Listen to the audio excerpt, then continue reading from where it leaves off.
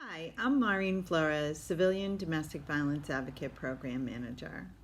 Some of you may know our program advocates work within some of the local police departments, not only to help them shape their police response to intimate partner violence, but also to be able to reach out to those who have just been involved in an incident and be able to talk to them afterwards and offer them support and help them safety plan, provide them with information and resources that they may need.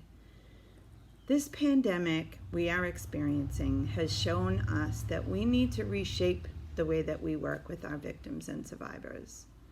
We have had to suspend our in-person meetings with victims at the station while they report crimes, as well as have needed to suspend meeting victims in court. While working remotely has some challenges, we are still able to connect with victims and offer them information and the resources that they need.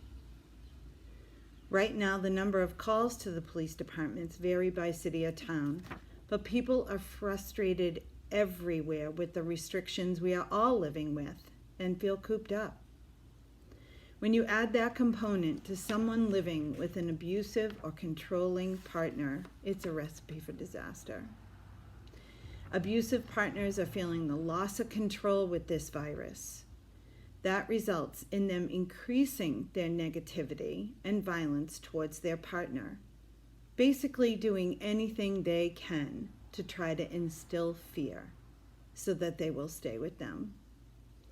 For some, it may not rise to the level of calling the police, for that may make it worse. So they suffer in silence, stuffing their emotions and trying to keep things as calm as they can, as quiet as they can, until they can tell someone. Thankfully, we will be there when they can. The systems that we have always relied on have also changed because of this pandemic. Right now, depending on the severity of the case, there's no guarantee that an abusive person will be detained if they are arrested, or that the victim will be successful obtaining a restraining order. So if they're not sure, they wait. And as they wait, each day, they hope that the restrictions will be lifted so that either them or their partner can go back to work so that they can get some relief.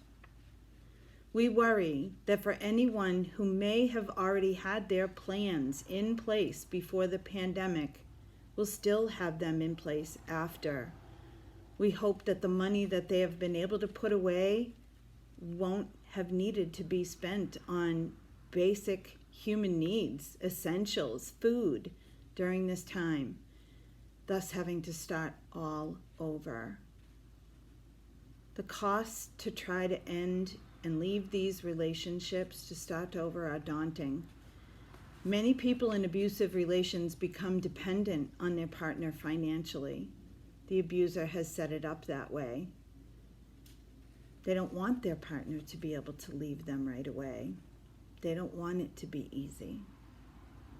So any donation you can make to help Dove continue on its mission and help those who have this need is greatly, greatly appreciated.